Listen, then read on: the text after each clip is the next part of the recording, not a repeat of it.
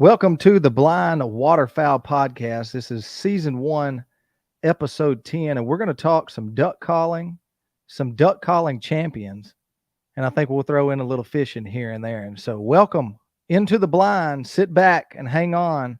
We've got Haiden Richard with us tonight. Cam, hit it. Let's go.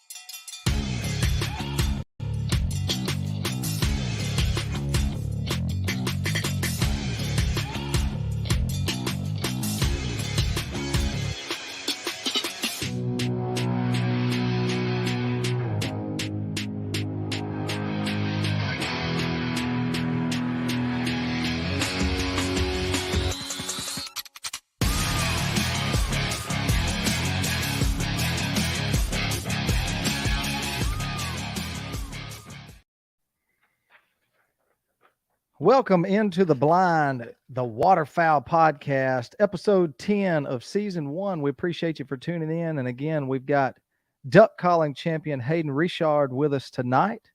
And so before we get started with him, we'd like to give a big shout out to all of our sponsors here on the blind. As you can see on the bottom of your screen, Shin Gear, Apex Ammunition, Alpha Innovations, Stratton Seed Company, Baits and Blades, Perfect Limit Outdoors, Dirty Duck Coffee, and of course, we're coming to you each and every week from the Lyle Real Estate Studio. We sure do appreciate all of those great companies here in the outdoor industry for helping us put on the podcast. And so, as we mentioned just a second ago, we have got a special guest with us, and Cam, if you'll go ahead and get him coming on in, and we'll talk some duck calling.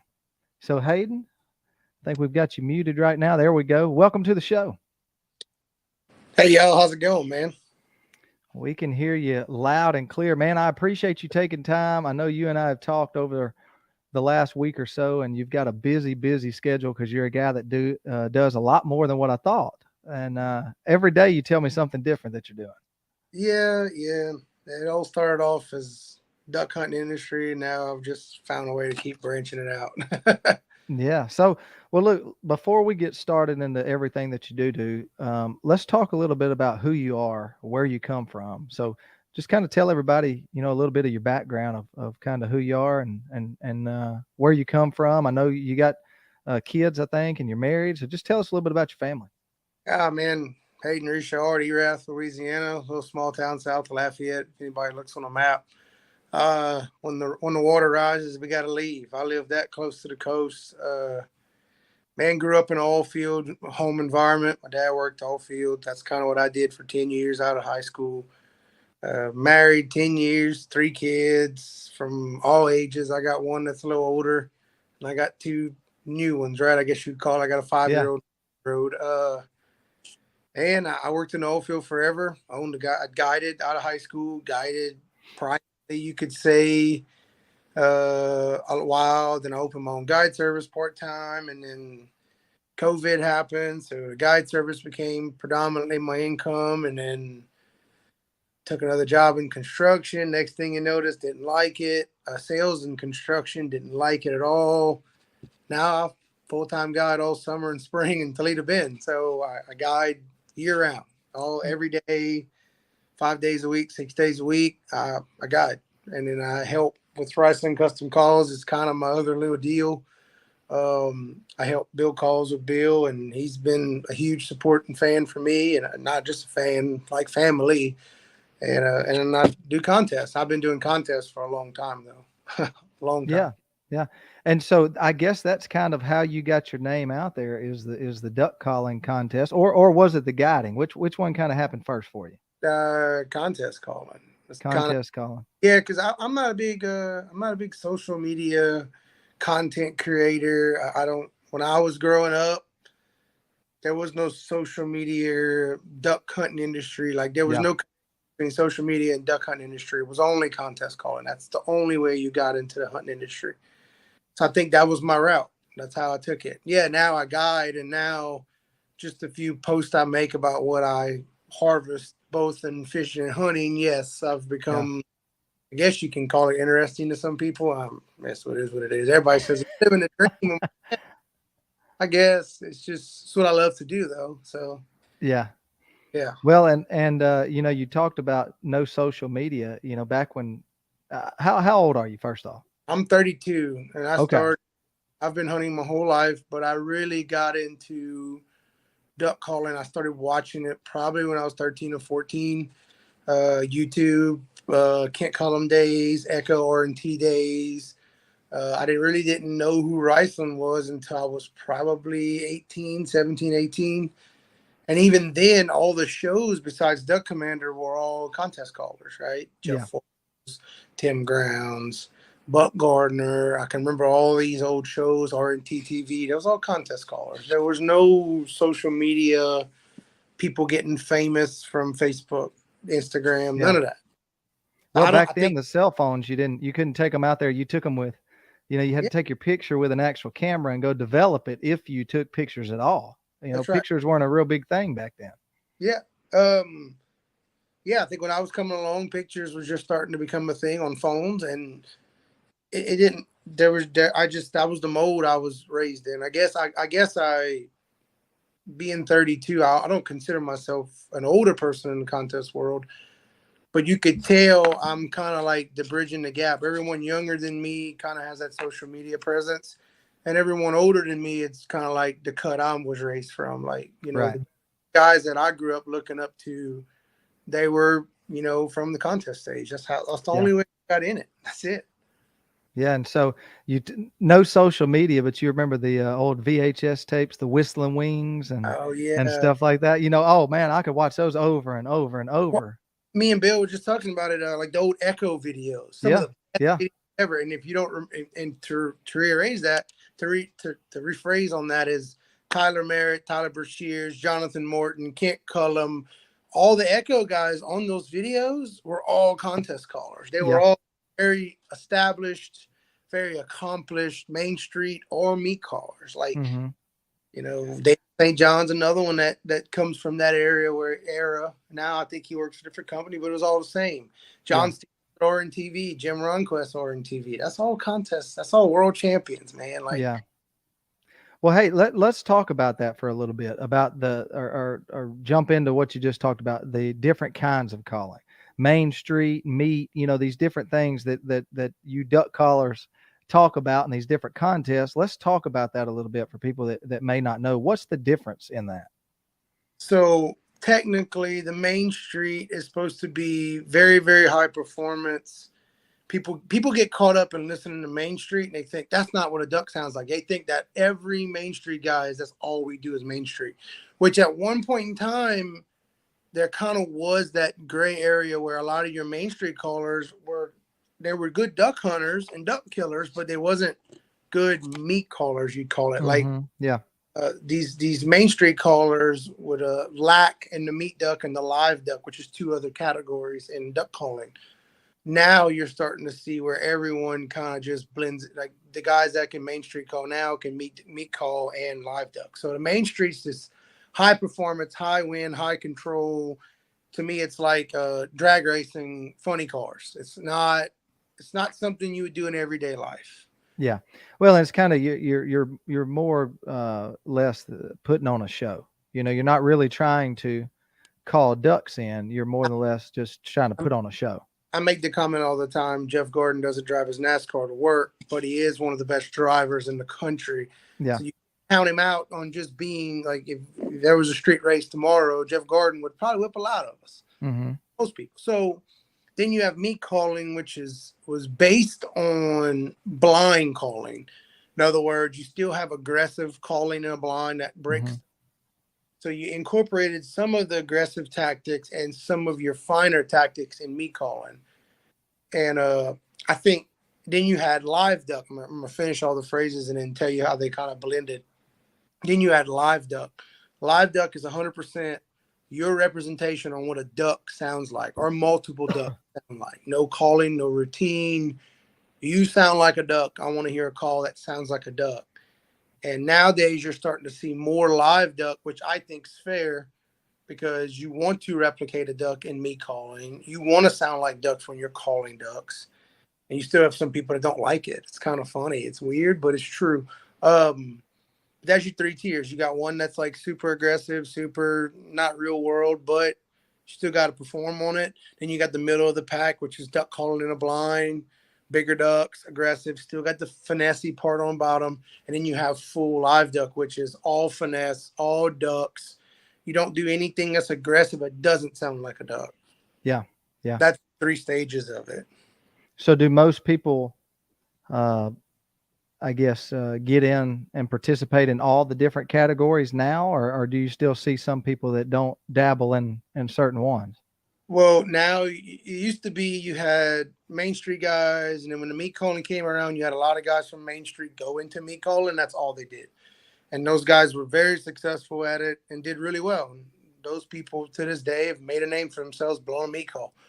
Now you either see, I don't see as many people doing Main Street no more, because once again, like we talked about now, well, we talked about this before this podcast.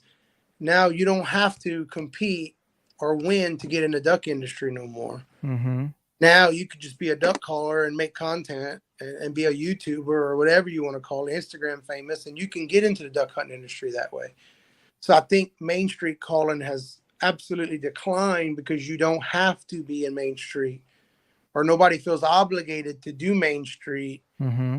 to get in this industry, where now it used to be it was that's how you got into the industry. Yeah. You either was a world goose, Canada goose champion, or you were a world duck calling champion. One of the two got you in this industry. Right. And that breaks down to like the Trey Crawford, Barney Califf, the Jim Ronquest, John Stevens, Rick Dunn, and all them Echo guys, Phil Green, Jonathan Morton, just as good as anybody. I think he's alluded to having one, but honestly, he should have one. Mm-hmm. Then you go on the other side, there's Fred Zink, there's Jeff Foyles, there's George Lynch. These are all your Canada Goose guys. These guys got in. Sean Stahl. These guys got in from the other side, the Canada Goose side.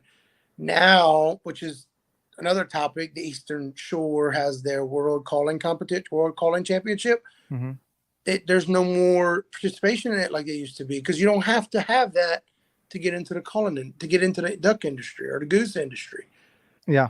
Yes, you see more meat callers, and I'm not saying there's a ton of meat callers coming out, and I'm not telling you there's a ton of live duck callers coming out. You just see more participation in that now than Main Street, but very rarely do you see someone do all three. Yeah. And there's still a very small group of people, including myself, and I'm very proud to say that there is a small group of people that can do all three and compete in all three. What does Preston Ellis do? So Preston is a great duck caller. I know. I was hoping you wouldn't say that. He is. I've heard him call in a competition before. I think he's pretty good, but I'm not a judge by any means. He's a Main Street guy, if I'm not mistaken. I really don't. I know he can blow a duck call, but I've rarely. The only time I do see him normally is in a Main Street contest, right? Yeah. That once again, that does not put anybody in the category that cannot blow a duck call, because most people hear these Main Street contests and they literally instantly assume that we can't blow a duck call.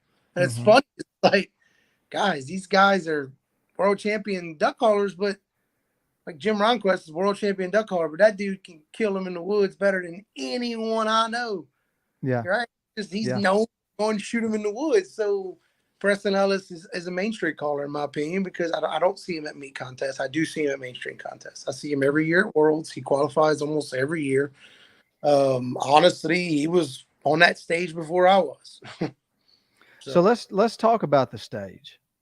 Some of the accolades that, which of course, you and I, I've followed you on social media and knew who you were. Of course, never met you, didn't know you well. I'm not in the duck calling world by any means, but I saw where you went to the Ducks or the Ducks Unlimited Expo, and was very, very successful there. So let's kind of start there, and then we're gonna work backwards a little bit. So tell us about that. So this year was my third year competing in it. The first year was the third year they having it at Dallas. First year I went, I won the big regional. Let me go check sitting right there to my left, screen's right. Um, I think I won that. I won the team meet. I don't think I won anything else. I think I come out second and a few others, but at that point I didn't even care. I won $5,000 in a regional. Yeah. I left that regional. I won the worlds. So last year I could not compete in the regional, but I did win the duck, the team duck, the spec, the team spec. I called in 4 contests. I won all 4. This year I went back really with no intention on the meet duck, the team meet, the spec, and the team spec. I really wasn't that focused on it. I was trying to win that regional. And I ended up losing that regional to a great friend of mine, Domingo Sanchez, by 1 point. Costly mistake I made, and nothing against Domingo. I know at the end of the day, and he will agree on this, you have to beat yourself before you can beat anybody. Mm-hmm. You're not calling against other people because you're getting judged individually. Mm-hmm. So you're calling against yourself. I make a mistake. Domingo blew clean, which makes him the better caller. And when I say mistake, it was kind of not even a freak accident. It was weird. I had a little tickle in my throat. And it was dumb. I had a pause. And by the end of the day, he was a better caller than me. And he won. He won $5,000. So I got nervous. And I was like, well, damn, I got to really do well in the next ones. I ended up winning the meet. I won the team meet. I won the spec. I won the team spec. So I was like, oh, I made up for it. Yeah. Well, the picture that we put out and the one that I saw on social media, Mm-hmm. you had a truck load full of stuff. I mean, you don't have to tell us everything, but what is somebody that wins something or that many? What all did you get? It came out to over $2,000 in cash and almost $5,000 in prizes. Honestly, Yeah. I want to say that because I want people that think about calling to understand that there's a lot of money involved in this. That the elite callers, and I will say this, the elite callers make it, but you cannot become that unless you get into it entry level and work your way up, just like I did. Domingo did. Seth Fields has. I can go on and on and on. Corey Nickham has won a bunch of money. Trevor Shanahan has won a bunch of money. The list goes on and on of people who've won substantial amount of money from competing every year and going to every contest. But to get there, you have to compete, you have to practice, you have to lose to win. Yeah. But yes, I ended up walking out with a bunch of Shin products, a bunch of Apex products. I love Apex. I am on board with them. The Shin stuff, always enjoyed their gear. Won a bunch of that. Higdon Outdoors, somebody I'm on board with. Gave out a bunch of products to you, a bunch of decoys, a blind. That was all the stuff in the back of my truck. Yeah. Yeah. And a bunch of Yeti products. Yeti Yeah. did throw a bunch of stuff with that too, so worked out. It sounds like you got a bunch of nice stuff. I did, man. It was actually worked out pretty well. Oh, that's great. That's great. And so, like I said, let's work backwards a little bit from this past weekend or 2 weekends ago. You are a world champion as well. Yes. So what year was that? We walked back last year in 2022. I was the defending world champion going into the World Up, and I did lose to another great friend of mine, who's someone that really did help me grow in this industry, is Seth Fields. So I actually came out second, and I almost had a repeat back to back. But back up again, 2021, I won the World Duck Calling Championship in 2021. So I went first and then second, which is not that bad. Yeah. No, I wouldn't say it was very bad at all. No, I'll take it. Yeah. I'll take it. Take it any day. Yeah. Well, when did you get into duck calling? How long of a road has this been, at least when you got serious about competition? Like you really started saying, okay, I want to, like I can tell I'm good enough. I want to try to win the world. So this all started paying attention to all this when I was probably 14, 15. I did not compete till I was 19. And this is where I met Bill Daniels and James Myers. And at the time, I worked with James Myers a lot. And it all kind of started my way in spec calling. It's how I kind of started. Yes, I was calling. Yes, I was trying to blow meat call. Meat calling, more Kent Cullum. He helped me a lot. Main Street, more of a, I would talk to Butch a little bit at a time. Brooke Richard helped me a good chunk. We're both kind of entry level into this together. Everything went good. I think in 2010, I won a world team spec. So yeah, it was a team title, but I did have a world title to my name in 2010, which was my first year competing. Mm-hmm. So first year to understand the mind of a 19-year-old in my mind, which was terrible at the time, was I come in there and I place fourth in worlds and singles and spec. I take second to Kent Cullum. I don't know what I did in the regional it was a regional. I didn't really, or it was an open Main Street. I didn't do that well. I turn around, I win the world team spec. My head's bigger than ever. I thought I was on top of the world. So next year I go back in it. I come out third in world team spec. I come out fourth or fifth again in world spec. And me and James get in an argument. Me being young, who I am, he was trying to correct me, and being naive and dumb, I pretty much kind of just disagreed with him and said, I mean, I did the best I could, and I really didn't. And at the time, I just met my wife. At the time, my girlfriend. We got married I got married at 22. I'm 32, still married. Been with her for 11 years. So, mind you, all this happens pretty fast. I quit. I couldn't qualify. I tried twice at Louisiana State. I come out second. And in the following year, so yeah, that year I come out second in state. I'm one place away from qualifying. I literally am like top of the world, thinking I got it. Next year was kind of a struggle bus. Man, it didn't really work out. So I think the following year I didn't do anything but state, and I didn't do well at all again. So I honestly, I quit. I was a sore loser. I was terrible at it. I thought I had other things to do, like my life. My wife had my stepson. Now he's adopted. He's my son. So the whole time, I think me and James kind of get in this argument, and Bill was always supportive of me, and we were always friends. We were always close. And now tell everybody who Bill is, kind of, so we Bill, got all the. Yeah, Bill Daniels is Wrestling Custom. Right. Manufacturer. He builds them. His call company. Me and Bill stayed pretty tight and close. So I think in 2015, I would still go to like our little local state contest every year, but I'd only blow it. And I think in 2015, mind you, this is 3 years after I quit, 4 years, kind of matured a little bit more, grew up a little bit, mindset's a little different. I come back and I decided I was going to blow in the spec contest, and I get my ass whipped, like by a bunch of kids, honestly. Yeah. They were the kids coming up when I was still doing it, and everyone told me about them, and they couldn't beat me at the time. But then they come in, and I go to compete against them, and I get beat by all of them. Not just the ones I thought were good. I got beat by all of them. And I was like, man, can't have this. So I go to Bill, and I'm like, hey, man, you got to help me. So that's where me and him started all this. That's where we became closest, because I went to him, and I was like, I need help. I'm in a bind. I want to win. So I think we started doing that. And that's, at the time, I didn't blow Wrestling duck calls. I blew Kent Cullum duck calls and R&T duck call. And I ended up breaking my Main Street call that was from Butch. I didn't get it personally from Butch, but it was a Butch-made call. I break it. So I think that was the process of me and Bill starting the Wrestling Main Street call. Because I broke my call, I needed another one, and I was not going to go back to R&T. So it was a long road. I don't think I qualified for Worlds until it had been 2018 or 17. Let me think about this. Hold on. It had been 17. So 2017, mind you, I come back in 15. I'm 25. I come 24, 25. I come back in 15. We don't qualify until 2017 and barely qualify. Win Louisiana State, which is, it's cool to win Louisiana State, but it's not like, not many people from Louisiana State win Louisiana State and go do big things at Worlds. Okay. Make sure that's understood. I come out third round. I make third round at Worlds. I'm freaking out. I'm like, this is crazy. That was the breakthrough moment of, I can do this.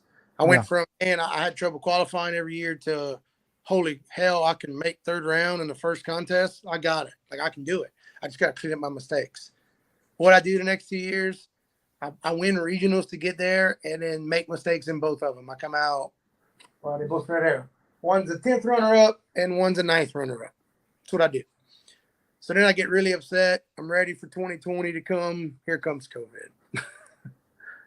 So COVID happened, kind of gave me some time to think about it. I think when COVID happened, though, I didn't have nothing to do.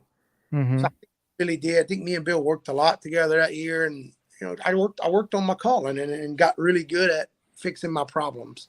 Mm-hmm. Comes along, 2021 comes along, I win the Ducks, win the Worlds.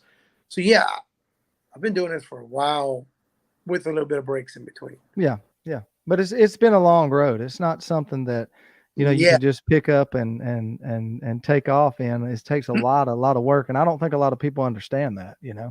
yeah, How much work it takes to and one little mistake can just knock you out of all of it. yeah. So understand, like the world stage is all year long trying to qualify, and in half a second you can make a mistake. That whole year's gone. Yeah. Because guess what? I ain't won till next year. Yep. That's why and because of the fact that the people that know this, it's a personal accolade. It's something that we all want again and again and again. And the reason we want it is because it's one time a year. Yeah. You get one shot a year, and that's a long time if you think about it. Yeah. Oh yeah. Yeah. Well, let's touch on another subject. We hit on it just a minute ago, but I want to get into it because I feel like you've got more to say about it.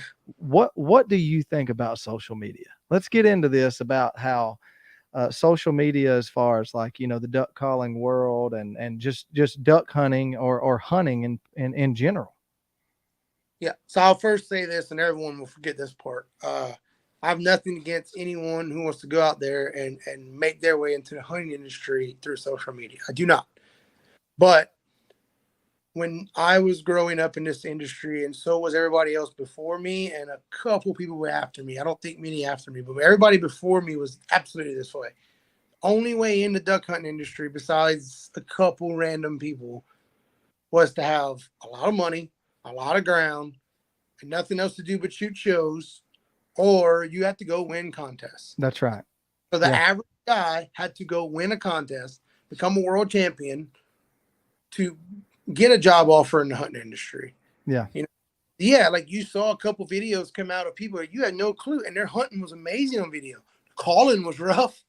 I remember we used to watch those videos and say, man, they killed him, but dude, anybody could have killed him there. Like, yeah, you'll see it to this day. You see it because you see people with really good hunting ground that don't have the financial struggles as most, and they're going to make videos, and there's nothing against them. If I had it, I would.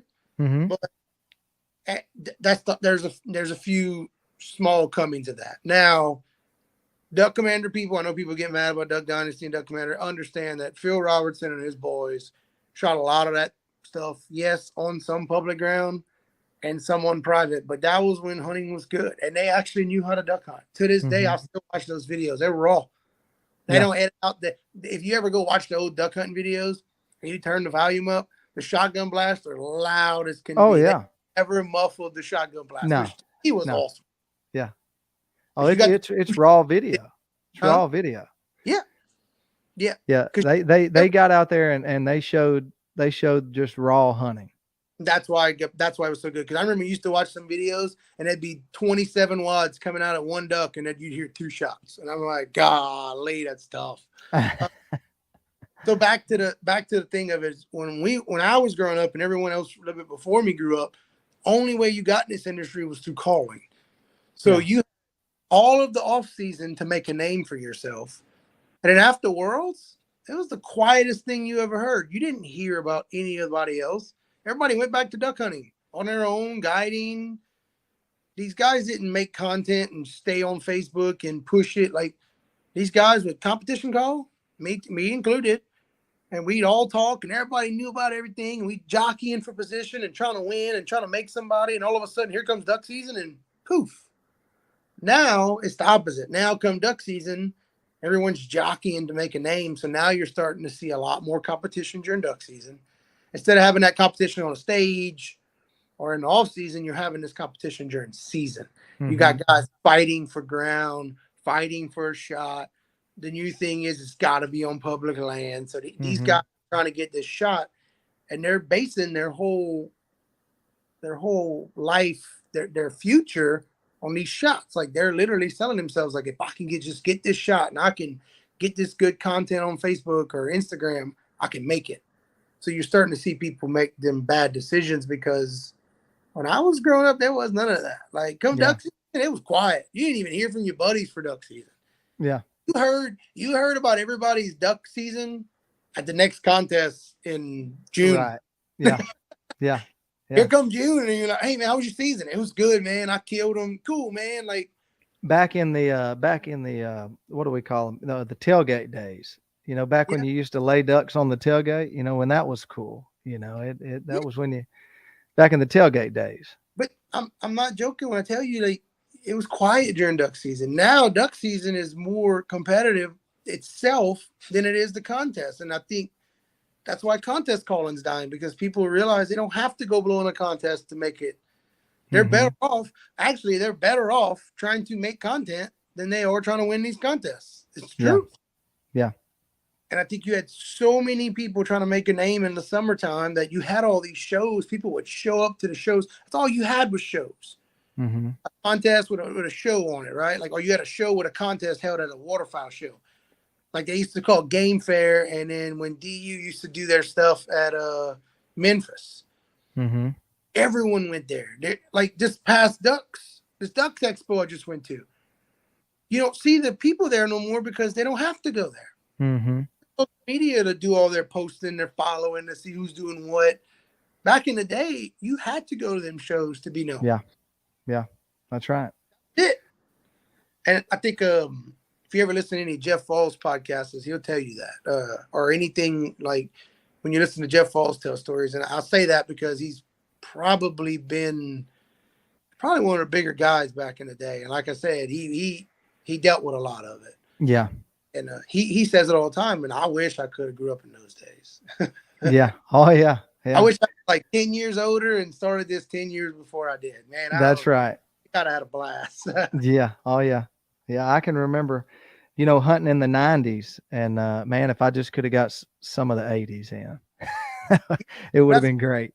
I'm not a big social media guy. Like me and Bill had this conversation a while ago about I need to work on getting better content, I guess, because I'm not saying I'm struggling. I watch other people get way more attention and way more follows with, I'll say it, half the accolades. You know what I mean? Yeah. Like, yeah.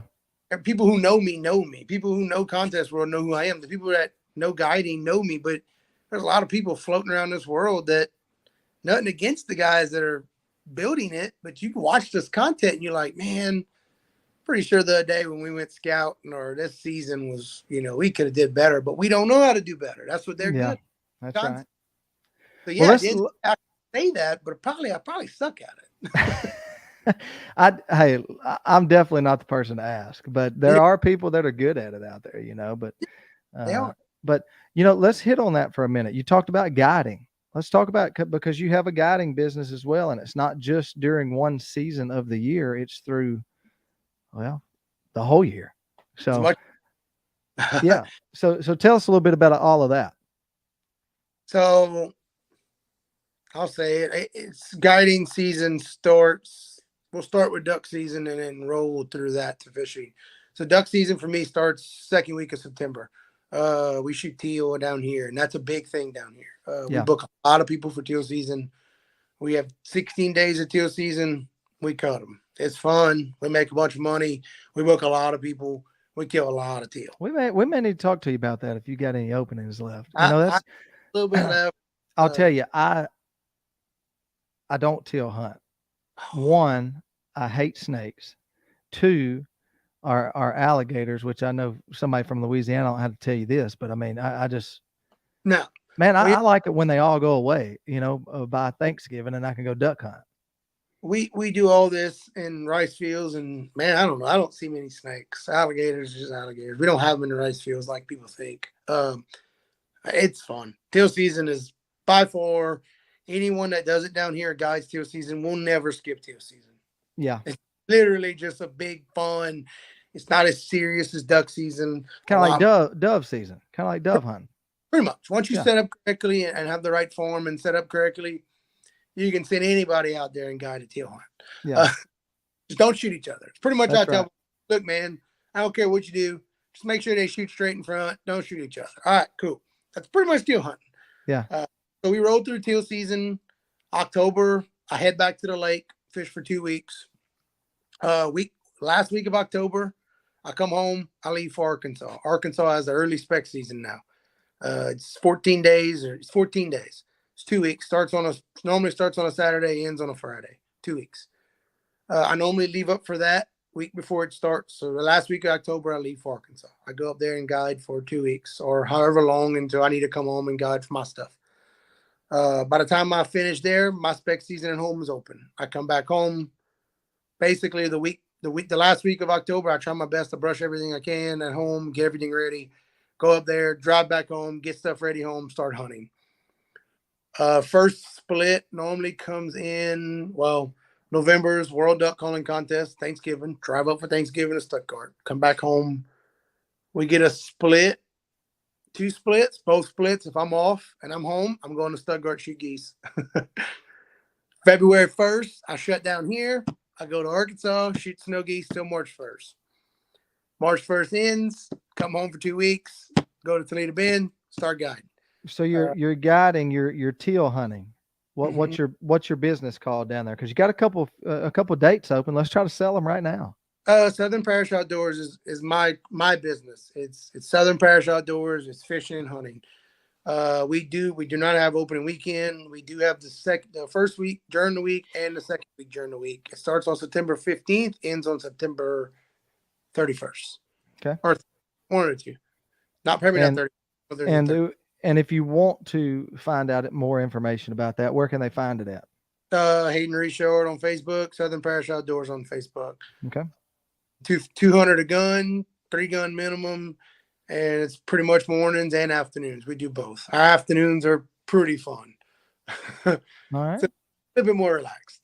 We'll make sure that we go over to your page and share it onto the blind page as well. So if people want to try to find it a little easier, we'll share Hayden's page over there as well, so in case you see if we can try to fill all those dates for you.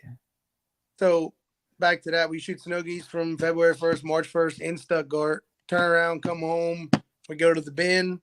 We stay there till August. And in between all that, we have contest season. So yeah.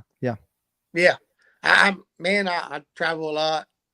So your fishing guides, what kind of fishing do you do? So we crappie fish, sac-a-lait fish. That's how we make our money. That's how we live on the lake. Now, what did you say? Go back to that again. Sac-a-lait. You never heard of sac-a-lait? I've never heard that before. Oh, white perch, sac-a-lait. It's called sac-a-lait. It's called sac-a-lait. Okay. French. Okay. Yeah. Well, look, we're close to Louisiana line, but this is not real Louisiana. We're close to. We're close to North Louisiana, which is basically just South Arkansas. So make you laugh when you leave my house, going to Arkansas. It's called white perch. Okay. Then you get to Arkansas, it's called crappie, and I'm like, bro, at some point you got to get this straight here. Well, we love crappie. I don't know what in the hell you were saying just a minute ago. We don't know what that is, but it's really a progressive line. It's sac-a-lait. You go north, it's called white perch. And you go north of that, it's called crappie. Well, I get tired of trying to distinguish who's going to call it what, so I just call them crappie. Okay. And everybody goes, you mean sac-a-lait? I'm like, no, it's crappie. It's the real. When I go to Arkansas, it's called crappie. Either way, they're the best eating. I'll put my stamp on that. So I crappie guide pretty much all summer, all spring, summer long. I do bass guide, but man, be honest, you make less money bass guiding, and bass guiding is really hard to bring someone trying to catch bass that don't know how to fish. Yeah. I could bring anyone. I'm gonna say this lightly. I can bring anyone crappie fishing. Yeah. Anyway, I say that lightly because sometimes, boy, they get me. I'm like, oof. Yeah.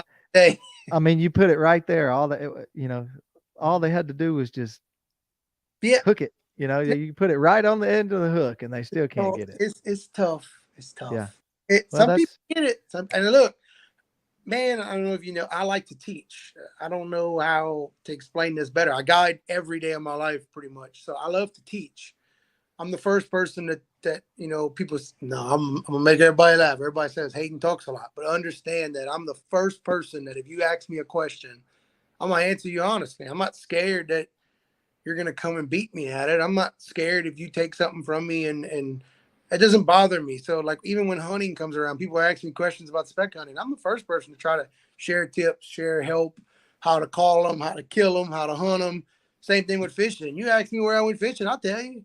I fished this part of the lake, fishing points, fishing drains, this much water, this bait. Yeah. And you just didn't tell them where to go. I was like, don't bother me. I'll catch them somewhere else if they go find them. Like, That's right. Yeah. I think a lot more people need to understand that everybody's so scared to share data because they scared man, just, who cares? If somebody figures it out, find some more. That's right. The people get, or nobody gets known for hiding their data and catching fish and being secretive, or killing ducks and being secretive. Look at the greatest people you know of duck hunters. They're always on a video telling you how to kill them. Yep. That's right. Right now, like the Josh Jones and the Ben Milliken people on YouTube, everybody's always mad at them, but they're the ones sharing the most information on how to catch them. Yeah. Exactly. Yeah. Everybody's well, look, if there's some young kids out there that see this, or maybe somebody watching this got a kid that wants to get into duck calling, or maybe even themselves that want to get more into the duck calling world, what kind of advice do you have for someone that wants to get into dabbling into the competition calling? First thing I'll say is our contest weekends and the people in contests. So I will say when I first started, you had groups, and the groups are going. We all realize that now there's not enough to be feuding. Mm-hmm. And I will say that as watching it progress, as it degresses with people and it progresses as a whole, now contest calling has become way more friendly. It used to not. You had 50 guys showing up for one contest, you're going to have a divide. You're going to have that this person blows for this company, this person blows. Now you don't see that. So I'll start off by saying this. It's really fun. The amount of people you meet and the amount of connections you gain from being in that bullpen or meeting contests. Honestly, one of the coolest things I've ever gained as a contest caller, not from winning, is the friends I've made. Mm-hmm. Cody Johnson, Domingo Sanchez, Seth Fields.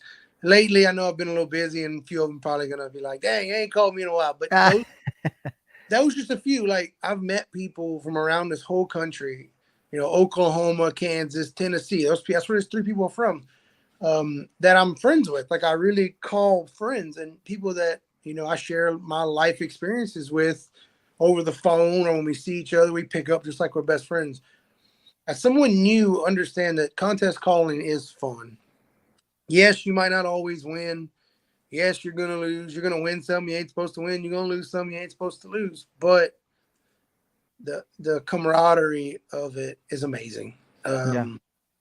So then I'll say real advice: be ready.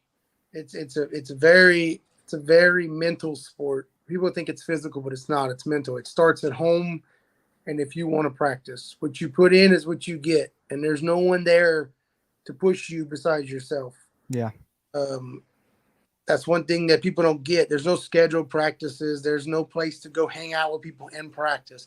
Some people do. Most of that's gone. It's a very self-driven sport. So that's why you see some people get in and do really well and some people struggle. For someone new, if you really want to do it, don't be scared to ask. There's a lot of people out there who are willing to share knowledge, just like myself, and they're out there. The ICA, which is the International Call Association, is doing a big thing about that right now. They're trying and pushing. You go on that ICA page and ask them any question you want. Trust me, someone's going to give you the right answer. Someone's going to steer you in the right direction. Or, honestly, go to your local call company. You don't have to look at who wins. Just go to someone you can locally walk in a shop who builds duck calls and get that person to help you. That's what I do. I work with someone who, he lives almost 2 hours. Well, no, it's an hour and 20 minutes to Bill's house, but still local to me. I could drive there on a Saturday or whatever I need. I go there, find you a local call company that will really, and go work with them, because it's amazing what these call companies will really do. Especially small call companies that are coming out everywhere. Right. That's what I would do. I'd find your local call company, start there, and don't be afraid to sign up. Show up to a contest. It's amazing You can hunt anywhere you want in this country if you start blowing in contests. That's one thing Right. That's right. Yeah. It opens up a lot of doors, doesn't it? Yep. If I stop guiding tomorrow, me and Bill talked about it today. If we stop guiding tomorrow and hire a camera crew, we can go anywhere we want. We can go across this whole country. That's Like, right. everywhere we get invited, everybody's like, "Why you don't come?" I'm like, "I guide every day. Like, I go to work." That's right. Well, what's coming next for you? Where's the next competition, or are those over? Or what are you heading to do now? I still got to qualify for Worlds. So, man, the last time I checked, it looks like we have a pretty good break in between contests. I think you don't start back up to July and August. I was looking the other day. There's a D&W Outdoors up there in Jonesboro. Mm-hmm. I got 2 regionals on the 29th of July. I think I'm going to put my name on that one and run up there and try to qualify there. If that don't work out, we got Presley's first or second week of August. If that don't work out, I know there's a big one in Mississippi. Hopefully, I ain't got to go that far. I hope I ain't got to look that far ahead. Yeah.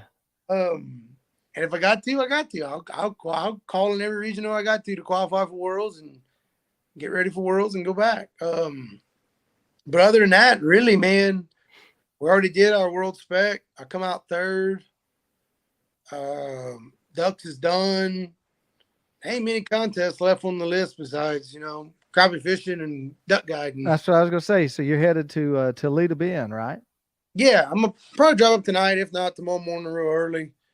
Got a couple trips this week. Finish up. I got my oldest son's graduating on Saturday, and then my 2 youngest boys' birthday parties on Sunday, and then I go back up and fish another week, and then kids will be out of school. My wife will move up there with me, so I ain't got to keep coming back home so much.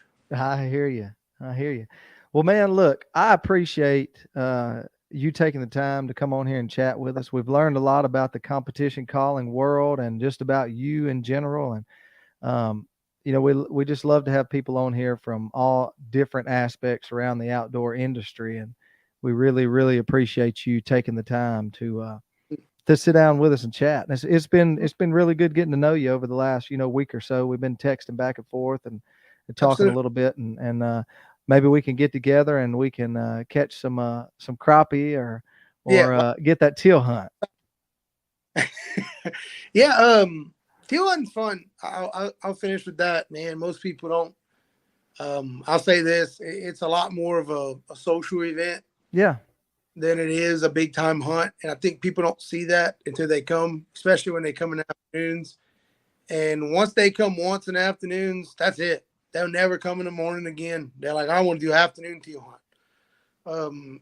And we do have some speckled trout fishing guys down here that fish.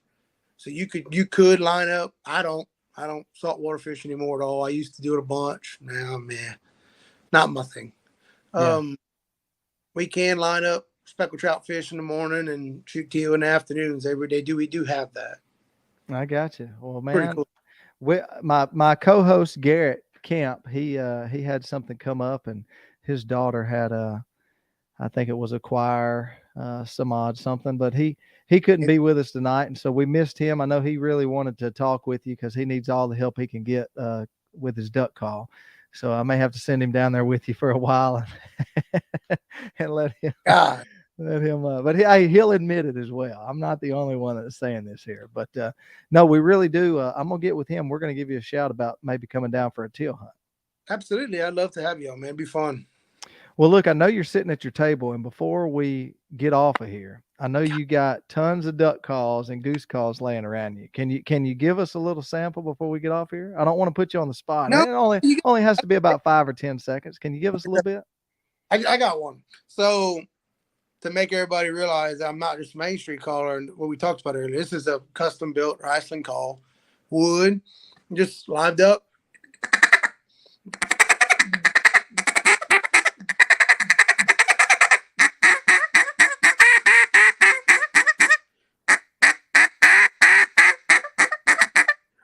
Now, if I put my spec call in this mic, it's going to sound really terrible. It's loud. Well, it actually sounded really good. So we appreciate it. We really do. But no problem. So Haiden, one more time, give them your Facebook and your business name so they can go look you up. Absolutely. Southern Parish Outdoors, Facebook. I believe. No, we don't have Instagram. Like I said, I'm But pretty you're terrible. about to. You're about to. You're about to get better at this social media I, stuff. I, I got to. I got to work on it.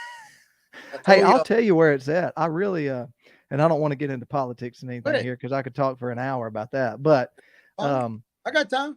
TikTok, it's amazing when you put something on TikTok, which they don't let you put, shooting or dead animals and stuff. There's certain stuff you can't do, but Of just course. your calling and stuff like that. Man, we have put some stuff on TikTok just with the show, and it just blows up. It's crazy. So keep that in mind. I'm not a big fan. I'll say it here because we're not broadcasting on TikTok. Not a big fan of TikTok, but for someone that's wanting to get into the social media a little bit more, and we only dabbled in it. We haven't really done a whole lot yet, but we're about to ramp it up on there. But something to look at for sure. I know. We talk about this all the time. I'm just trying to broaden up and make it to where, like, man, I book a lot of stuff, but I still have some little voids here and there and fishing and hunting. And I'm like, man, I would love to just, make this pretty easy. Because, man, I like to guide, I do, but I really don't want to be where I'm just single guiding by myself. I want to build a legacy for my kids, right? So I always tell my wife, I hate to miss stuff that's sitting on the table, and I know, like I said, nothing against the other guys out there. I know what we do, and I know how serious we are about it. And I know some of the stuff we do that probably wouldn't be great on camera because, boy, we'd be in trouble some days, but it's real life. Yeah, People always say that y'all could be on reality TV shows, and hell no, we go to jail. I know it. That's right. That's Like, right. not really outlawing, but man, we do some stuff. I'm like, yeah, if you're gonna be dumb, you better do it quick. That's right. Just right there on the edge. Yeah. Yeah. But well, look, man, we appreciate it. I appreciate you taking time away from your family. I know you got family there with you, and you're getting ready to spend some time with them or head out of town. But Yep. we appreciate you. We'd love to have you on anytime. So if you got something that you're wanting to get out, or you need to sell some hunts or something, you let me know. We'll get you back on here and We'll do try to another. get it out. We'll do another one the World's Weekend. That'd be fun. Yeah, yeah, absolutely. That'd So, be well, Cam, we're about to be done here. Hayden, again, we appreciate you for joining us.